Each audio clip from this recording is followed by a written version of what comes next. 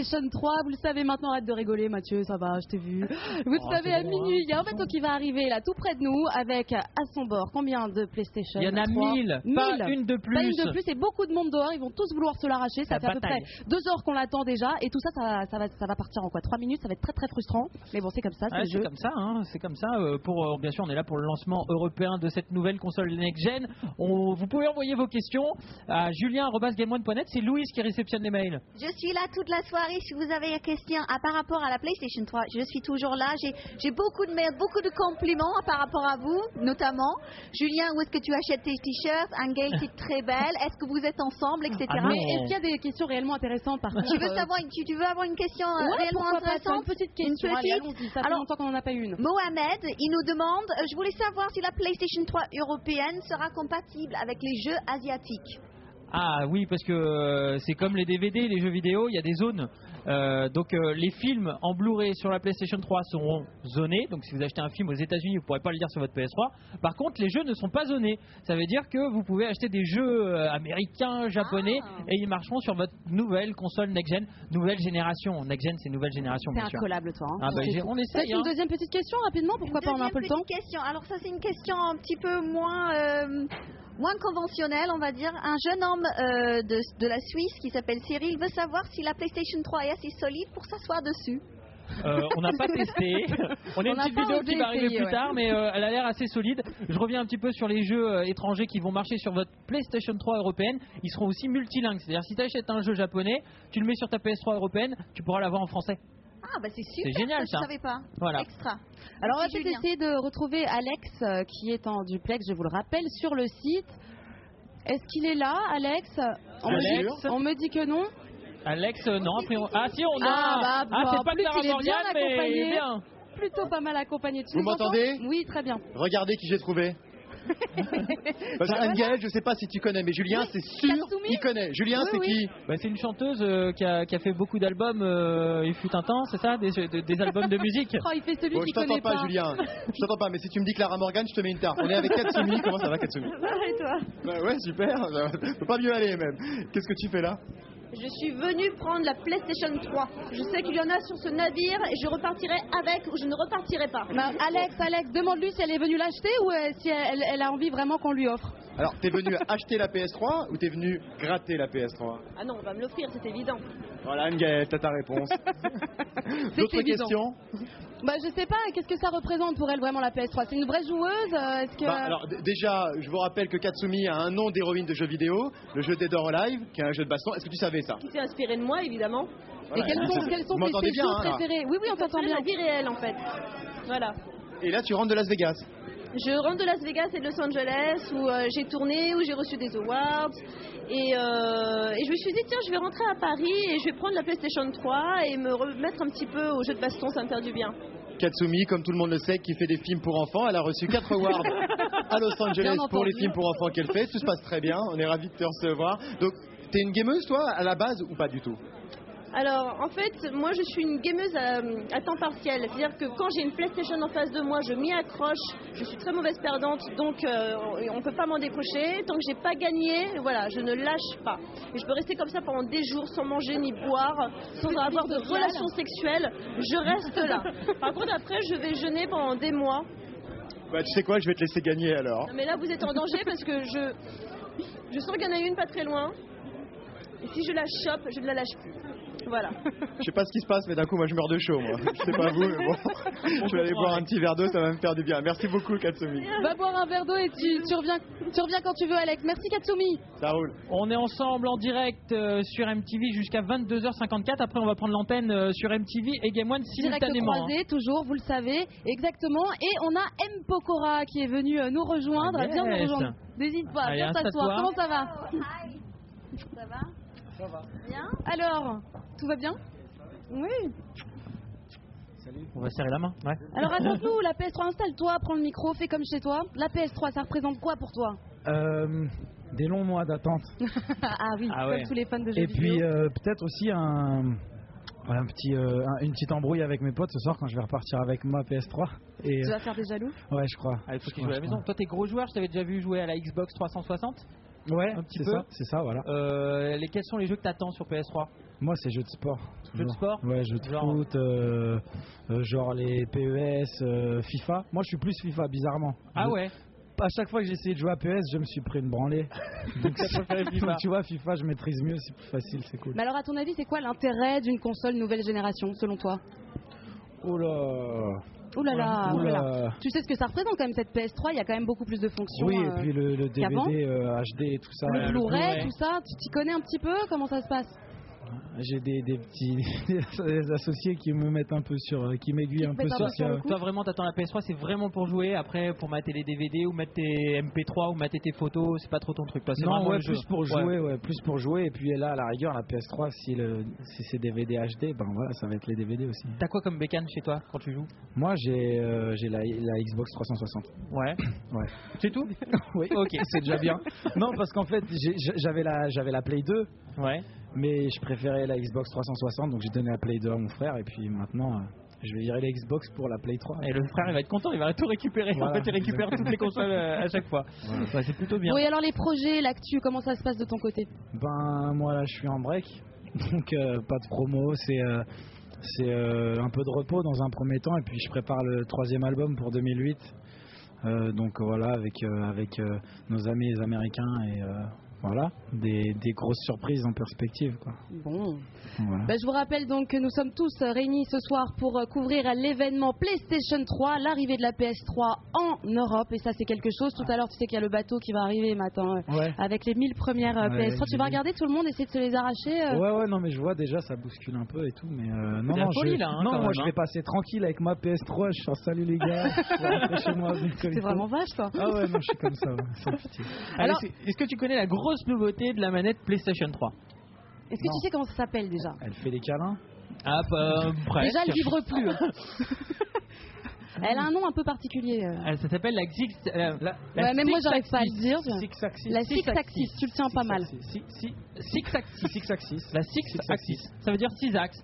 C'est une manette que tu vas pouvoir bouger, un petit peu comme la Wii de Nintendo. Tu sais, reconnaissance et capteur de mouvement. Elle fait ça aussi? Et oui, elle fait ça. Oh là là. On a une petite explication dans notre reportage. Okay. Allez, c'est parti, regarde.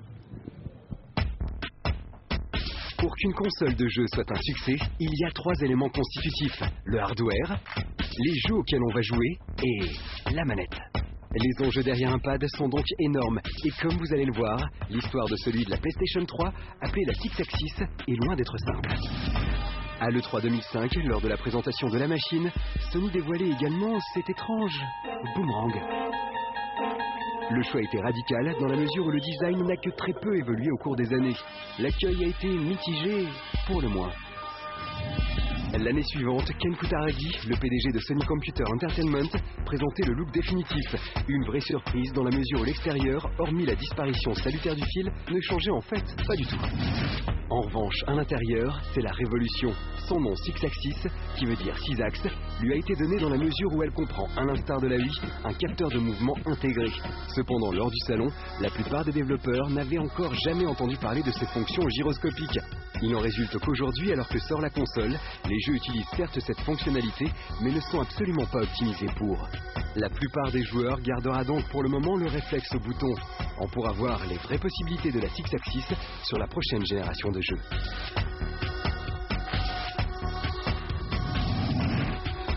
Autre complication, la disparition des vibrations pourtant devenues classiques. Sony parle d'un problème de conflit entre le capteur de mouvement et le système vibratoire, argument irrecevable quand on sait que la Wii propose les deux fonctionnalités. L'explication officieuse, sans doute plus juste, est que la firme était en procès avec la société Immersion, détentrice du brevet permettant de faire trembler les manettes. La différence qui opposait les deux géants est aujourd'hui derrière eux, et l'entente cordiale peut renaître à grands coups de millions de dollars.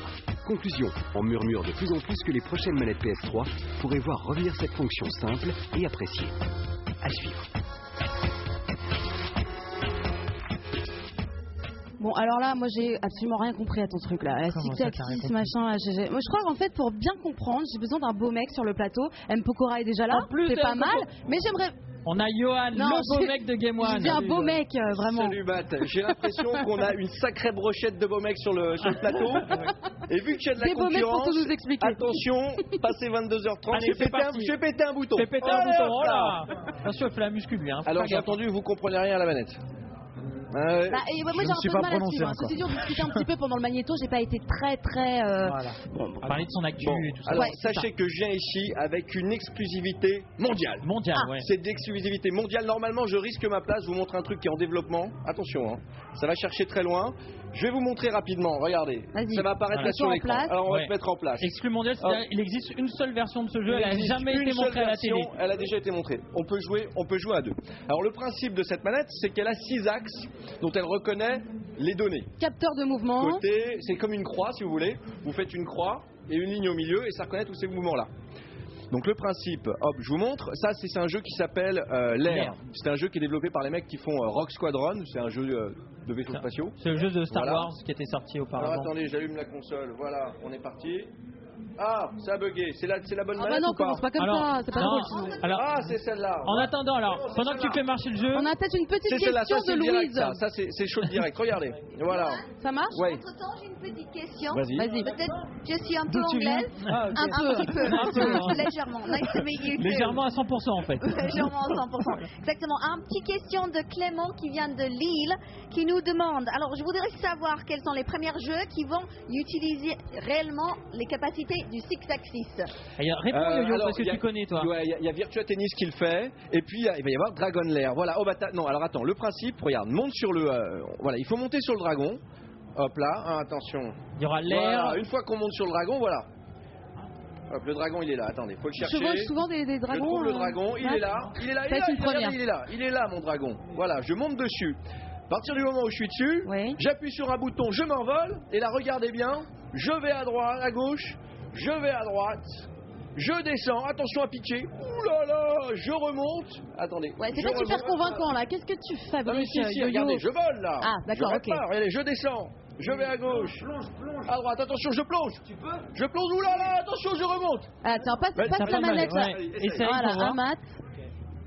Ok. Je peux plonger? Non. Ok, d'accord. On se calme. Ok. Et là, Et là, tu passes sous le pont. Vas-y, allez. Tu passes sous le pont. Un Top Gun. Top Gun, attention. Vas-y, Hollywood, vas-y. Il avance pas. Il est bourré le dragon. Alors, ce que tu veux faire, c'est remonte sur le pont. Là, tu redresses, voilà, voilà, et t'essaies d'atterrir sur le pont.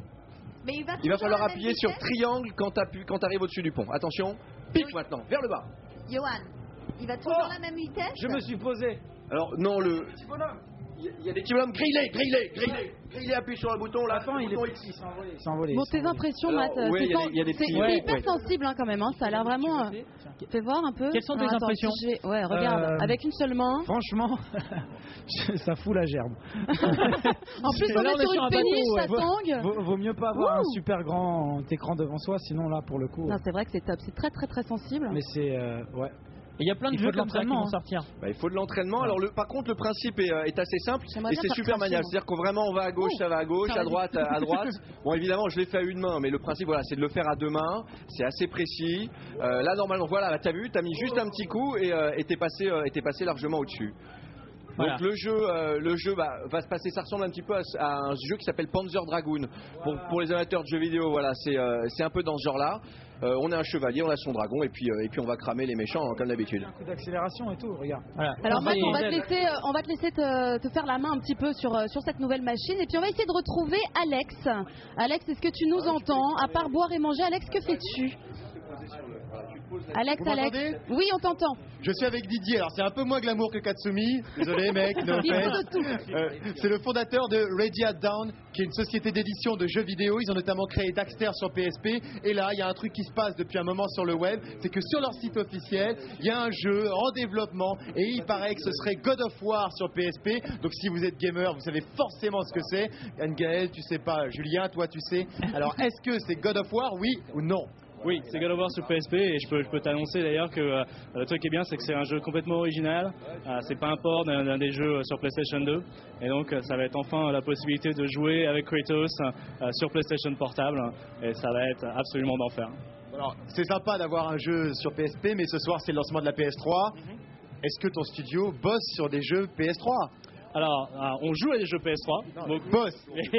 Mais en ce moment, ce qu'on est en train de faire, en fait, c'est qu'on est en train de préparer, nous, le côté technologie, c'est-à-dire le moteur sur PS3 pour des prochains projets par le futur. Mais pour l'instant, on a vraiment beaucoup de boulot à terminer le jeu PSP. Et donc, on passe plus de temps à jouer qu'à travailler sur la PS3 pour l'instant. Mais c'est une machine qui est tellement incroyable. Je sais que tous les créateurs de jeux qui voient une puissance comme ça, les graphismes qu'on peut faire avec, je veux dire, c'est complètement incroyable. Personne ne peut pas avoir envie de travailler sur une plateforme comme ça, quoi. Nous, on a vraiment hâte. Justement, en tant que spécialiste, toi, la PS3, c'est une console qui... Tu travailles dessus, en tout cas. Donc, tu es vachement plus avancé que les consommateurs lambda. C'est une console qui a beaucoup de potentiel. Incroyable, incroyable. Les jeux qu'on voit en ce moment, comme Motorstorm, comme le jeu Formula One ou Resistance, qui sont déjà des jeux, mais d'une beauté incroyable. Et à mon avis, on n'a pas fini de voir ce que la plateforme est capable de faire. On voit, justement, en revenant à God of War, ce que ça a fait sur la PlayStation 2. Ça va être un peu pareil. Je veux dire, ça va vraiment... La plateforme va pas arrêter d'évoluer. Et à mon avis, on va voir des choses absolument fabuleuses sur PlayStation 3. Et merci beaucoup. En tout cas, Julien, l'info, c'est que God of War sort sur PSP prochainement et c'est désormais officiel et c'est sur MTV. Et ouais, God of War, c'est l'un des gros blockbusters sur PlayStation 2 en ce moment, un jeu qui est très très bon, qui marche bien, et une sortie sur la PSP, la console portable de Sony. Alors Louise, est-ce qu'on a une petite question de téléspectateurs, s'il te plaît ? Bien sûr, j'ai une question de Philippe Godino, il s'appelle. Salut, je m'appelle Philippe. Julien a dit il y a 10 minutes que les jeux sont multizones et multilangues. Ma question est, si les jeux sont multilangues, ça veut dire que les dates de sortie de jeux sont pareilles partout dans le monde ? Non, c'est pas les mêmes dates de sortie. Par contre, il y a des jeux qui vont sortir avant aux États-Unis, et ils sortiront un petit peu après pour l'Europe. C'est le cas aujourd'hui, avec la PlayStation 3 qui sort avec un petit peu de retard. D'accord. Voilà. Dernière petite question de Clément qui vient de Toulon qui demande, il y a combien de jeux au lancement de la PlayStation 3 ? Il y a une trentaine de jeux au lancement, et sachez qu'il y a les jeux que vous achetez dans le commerce, magasin de jeux vidéo, truc classique, et il y a des jeux que vous pourrez télécharger, c'est-à-dire tu connectes ta PlayStation 3 sur internet et tu vas télécharger des jeux qui vont être certains gratos, d'autres qui vont coûter environ 10 €, et il y en a plein comme ça. Il y a des anciens jeux aussi que tu peux télécharger pour ta PSP, des anciens jeux PS1 de la première PlayStation. Donc voilà, il y a plein de jeux comme ça. Continuez à m'envoyer des mails, l'adresse est julian@gameone.net. Et alors moi j'ai une question qui vaut ce qu'elle vaut, mais est-ce qu'on peut lire des DVD classiques sur la PS3 ? Oui, on peut lire des DVD, bien sûr, haute définition, les fameux Blu-ray, et on peut lire les DVD classiques. Et la différence entre le Blu-ray et le HD DVD, c'est quoi au final ? Alors là, c'est deux formats qui sont en concurrence. Alors le Blu-ray, c'est le format propriétaire de Sony, en concurrence avec le format HD DVD qui est soutenu par Toshiba. Ils sont en train de se faire la guerre, on va voir à la fin qui va gagner. Ça se trouve, il n'y a personne qui va gagner à la fin. Les films, ils vont sortir sur les deux formats, on ne sait pas trop. Le truc qu'on peut vous dire, c'est que forcément, c'est de la haute définition. On peut mettre beaucoup plus de données sur un Blu-ray ou un HD DVD. On peut mettre environ 10 DVD, le contenu de 10 DVD. Donc on peut imaginer que c'est fini les séries télé avec les coffrets, avec je sais pas combien de DVD. Ça tiendra sur un seul truc. Pire, genre Spider-Man 3, il sort en DVD, il sortirait sur le Blu-ray avec le jeu vidéo en plus, tu vois, sur la même galette. Possible. Énorme. On peut imaginer, c'est le futur là. C'est le futur, Matt. Si. Alors on est toujours en direct sur MTV avec M. Pokora qui est venu nous rejoindre. Tu as pu manipuler un petit peu la PS3. Tes premières impressions rapidement comme ça ? C'est cool, il y a du travail, il y a du boulot. Mais je crois que dès que je vais rentrer, en fait, je vais y mettre. Ce soir, nuit blanche. Nuit blanche, c'est ça ? Demain, mes potes, ils vont me voir comme ça. Ils vont pas comprendre. En tout cas, je vous rappelle que tout à l'heure à minuit, un bateau va arriver avec 1000 PS3, les 1000 premières consoles à son bord, des consoles disponibles à l'achat. Tout le monde va vouloir se l'arracher, ça c'est clair et net. Il y a déjà beaucoup de monde qui attend dehors. Demain, devant les magasins, ça va être la furie, l'hystérie totale, je pense. On peut s'y attendre. Grosse folie. Et nous, on reprend l'antenne simultanément sur Game One et sur MTV. Les deux chaînes, absolument. Sur MTV et sur Game One. À combien tu dis ? 23h40 ? 23h40, on Donc va soyez suivre... au rendez-vous. On retrouve Alex rapidement. Alex, tu nous entends ? Excusez-moi, est-ce que je peux rentrer au show, s'il vous plaît ? Non, tu restes dehors, Alex. Parce que là, tu n'as pas le droit de cauchemar. rentrer. Tu restes dehors jusqu'au bout. Est-ce qu'il serait bien, ce serait quand même qu'on va te lancer un petit défi, c'est que tu ailles sur le bateau pour récupérer la toute première PS3. C'est très génial, ça. Mais tu crois quoi ? C'est prévu ? Tu crois que je suis venu ici me les geler pour pas récupérer une PS3 ? Tu me déçois pas, hein ? Bon, allez, à tout à l'heure sur MTV et Game One en simultané, 23h40. On vous attend.